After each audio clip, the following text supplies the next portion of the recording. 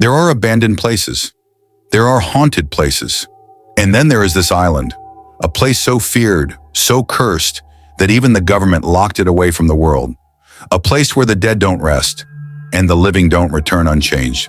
Tonight, we uncover the mystery behind the most haunted place on Earth, the island known as Poveglia.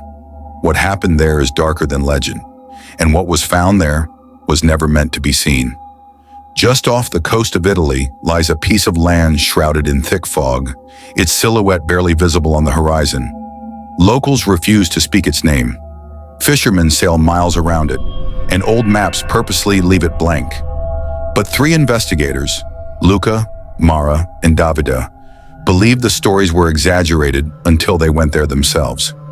As their boat neared the island, the water grew unnaturally still.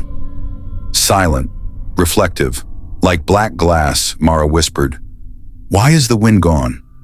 No one answered, because the island itself seemed to be listening. The first structure they saw was the abandoned bell tower. Its windows were hollow, like empty eye sockets staring down at them.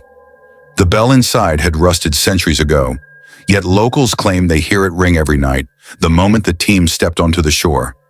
They saw them, footprints, dozens, smudged, dragging, warped footprints. But no one had been there for decades. Luca was about to speak when, gong! A single, deep bell strike echoed across the island. The tower had rung on its own. David swallowed hard. We're not alone. Inside the ruins of the plague hospital, the smell of decay hung heavy in the air. Rusted beds lay overturned, and old surgical tools were scattered across the floor. On one wall, they found scratches, deep ones, carved by desperate hands. One message read, "Non lasciarmi," don't leave me. Below it, another, "Stanno sott'acqua." They are under the water. Mara aimed her flashlight down the hallway. Dark, silent. David replayed an audio clip he had recorded only moments ago. Behind their voices, another voice whispered, weak, dying, gasping for breath. There was no one else in the room, at least, not one they could see. In the courtyard, the earth was still black, the site where thousands of plague victims were burned alive. Even after centuries, the soil remained warm to the touch. Shadows drifted across the courtyard, slow, dragging, watching. But when Mara turned her light toward them, they vanished. Then a whisper moved across the air. "Help me!" The investigators froze. Then another whisper layered over it. "Below!" The island wanted them to go deeper.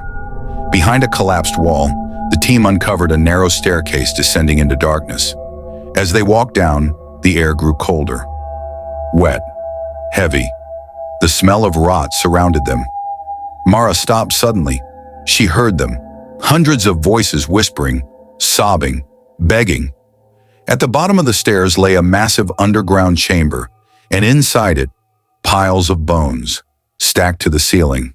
Too white, too clean, too new.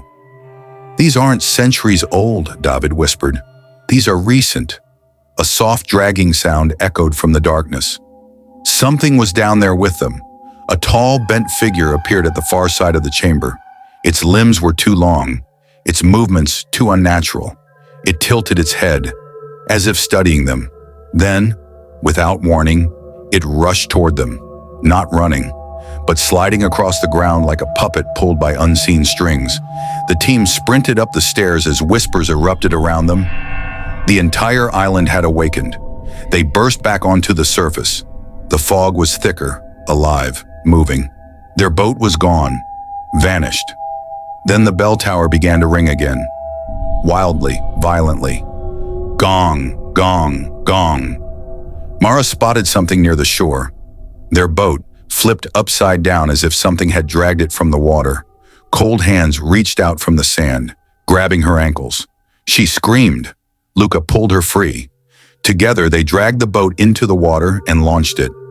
The fog swallowed the island behind them, and then silence. Back home, the team tried to move on, but something had come with them. David's recordings now contained new whispers, whispers he never heard while filming. Mara woke every night at the same time. 2:47 a.m., hearing the same voice from the underground chamber. You left us behind. Then Luca reviewed the final footage from the island. In the last frame, just before the fog swallowed the boat, a figure stood at the edge of the water.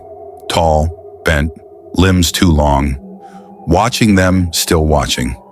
If you want more mysteries like this, if you enjoy exploring the darkest corners of the world, make sure to subscribe, because the next place we're visiting makes this island look harmless.